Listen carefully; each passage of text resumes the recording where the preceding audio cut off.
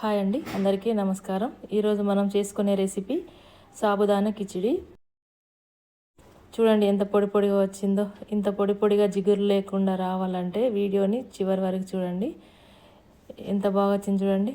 ఇట్లా చేసుకోవాలనుకుంటే వీడియోని చివరి వరకు చూడండి. ఇప్పుడు ఈ ఈజీ అండ్ టేస్టీ సాబుదానా కిచిడిని ఎలా చేసుకోవాలో చూద్దాం. ముందుగా ఒక కప్ సాబుదానా తీసుకొని 2 సార్లు కడిగి శుభ్రంగా నానబెట్టుకోవాలి. లేదంటే నైట్ కూడా నానబెట్టుకోవచ్చు. మనం 2 గంటల పాటన్నా నానాలి. ఇట్లా కడిగిన తర్వాత వాటర్ కొంచెమే పోయాలి, అంటే ఇన్ని పోయాలి. మునిగే వరకే పోసుకుంటే అవి మొత్తం పీల్చుకొని మనకి పొడి పొడిగా నాని రెడీ అవుతాయి. ఎక్కువ పోసినాం అనుకోండి జిగురు జిగురు అయిపోతుంది. చూడండి ఎంత పొడి పొడిగా నానినాయో.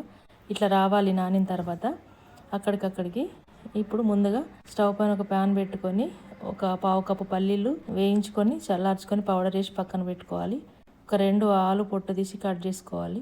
స్టవ్ పైన ప్యాన్ పెట్టి ఆయిల్ వేడి కాగానే ఆలు, కరివేపాకు వేసుకొని ఫ్రై చేసుకోవాలి. ఈ కొంచెం ఫ్రై కాగానే మనం కొంచెం జీరా కూడా వేసుకోవాలి. జీరా వేసుకొని కొంచెం కలుపుకొని అటు ఇటు తర్వాత సాల్ట్ వేసుకోవాలి. ఈ ముక్కలకు సరిపోయేంత సాల్ట్ వేసుకోవాలి. వేసుకొని కలుపుకోవాలి. మధ్యలో మనము 1-2 సార్లు మూత పెట్టుకుంటే తొందరగా మగ్గిపోతాయి. ఇప్పుడు ఒక 2 పచ్చిమిర్చిని కొంచెం సాల్ట్ వేసుకొని కచ్చపచ్చగా దంచి వేసుకోవాలి. వేసుకొని ఫ్రై చేసుకోవాలి.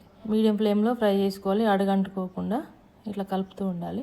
ఇప్పుడు ఇవి ఆలు హాఫ్ వరకు ఫ్రై అయిన తర్వాత మనం సాబుదానాలు వేసుకోవాలి. సగ్గుబియ్యం వేసుకొని కలుపుకోవాలి. చూడండి, ఈ సగ్గుబియ్యం ఫ్రై అయ్యేసరికి ఆలు మొత్తం ఫ్రై అయిపోతాయి. ఇది మీడియం ఫ్లేమ్లోనే ఫ్రై చేసుకోవాలి. తొందరగా అడుగంటిపోతుంది.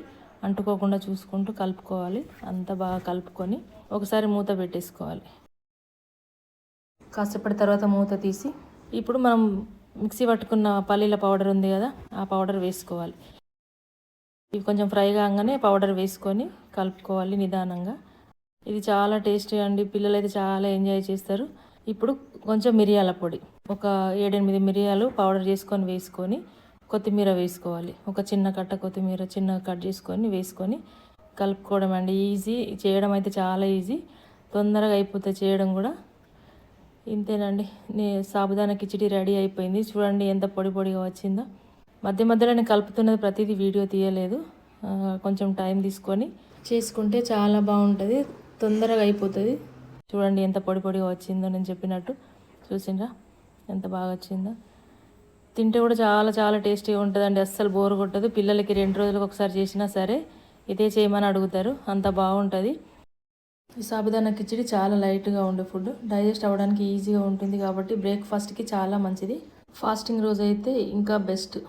నేను చేసిన ఈ సాబుదానా కిచిడి మీకు నచ్చితే మీరు కూడా ఒక్కసారి ట్రై చేయండి.